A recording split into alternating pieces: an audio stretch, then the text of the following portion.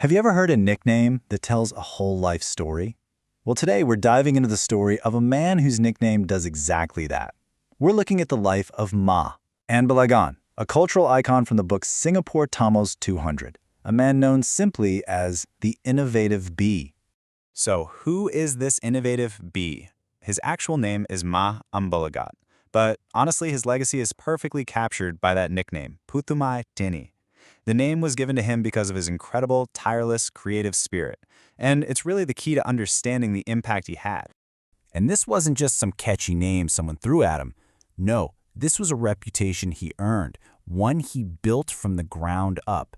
For decades, Anne Balagan was like a bee, just buzzing from one creative project to the next, basically pollinating Singapore's entire literary scene with fresh ideas and brand new talent. Which of course raises a pretty fascinating question, right? How on earth does a boy from a small, impoverished village in India end up becoming a cultural pillar in a whole new country? Well, let's trace his incredible journey and find out. To really understand the man, we have to go all the way back to the beginning, back to his roots in a small Indian village. That's where this journey of resilience and passion really began. Okay, so picture this. It's 1943.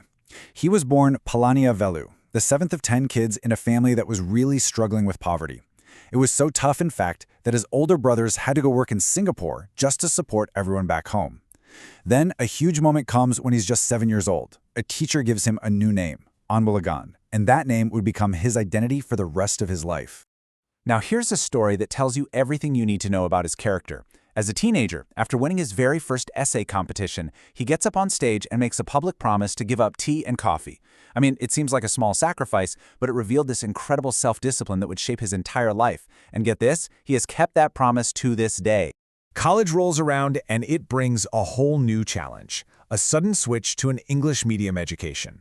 And while he struggled with his studies at first, this period was also when his passion for political activism and the arts just exploded. He started writing poetry, acting, and got really involved in student movements.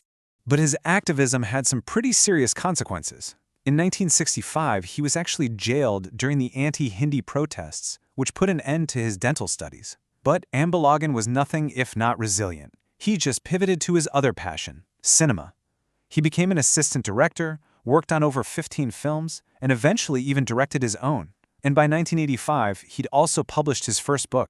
But even with all these artistic achievements, financial stability was a constant battle. So in 1994, he and his wife made a massive, life-changing decision.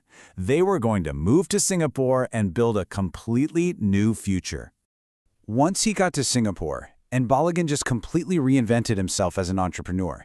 With his brother's help, he launched a business called Selvi Store Trading in Little India. And through just relentless hard work and amazing customer service, it became a top business in the area. He later did the same thing with his restaurant, Chellis. So he'd made it as a businessman. He had that success he was looking for. But you know how it is. That true passion, the literary world, it was calling him back. The artist inside him just couldn't be kept quiet. His return to literature didn't happen overnight, though. It was gradual. It all started with an invitation to speak at a eulogy for a famous actor, and at the event he was introduced as a poet. That one little ripple started a wave, and pretty soon Anne Balagan the businessman was re-emerging as Anne Balagan the literary figure. And this brings us to what is maybe the most significant chapter of his life, his incredible work transforming a small poetry group into a real literary force to be reckoned with. In 2008, a huge opportunity just sort of fell into his lap.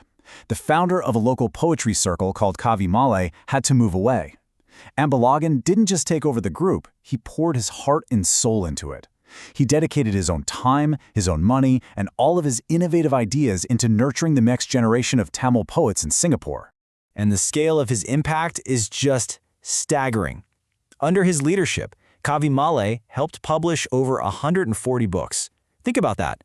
That's giving a voice and a platform to countless writers who might have never been heard otherwise. And this is how he earned that name, the Innovative Bee. See, he didn't just manage a poetry group, he built an entire literary ecosystem. He launched workshops for students, created awards to encourage young talent, and even organized this amazing Poetry on a Bus event to bring literature to the public in totally new and exciting ways.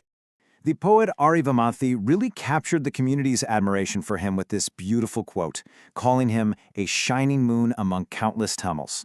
It shows he wasn't just seen as an organizer, but as a living, breathing embodiment of the Tamil language and a true guiding light for his community.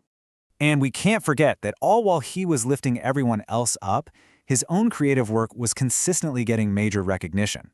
He was awarded the prestigious Kavimamani title back in 1990, and his books have even been used as university textbooks, which just goes to show that his personal literary contributions were just as important as his community building.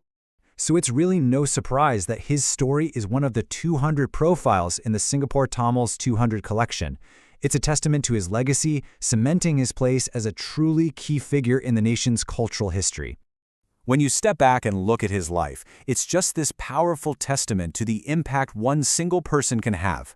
From that teenager who vowed to give up coffee to the man who built an entire literary ecosystem, Anabolican's journey is a masterclass in how passion and perseverance can forge a truly lasting legacy.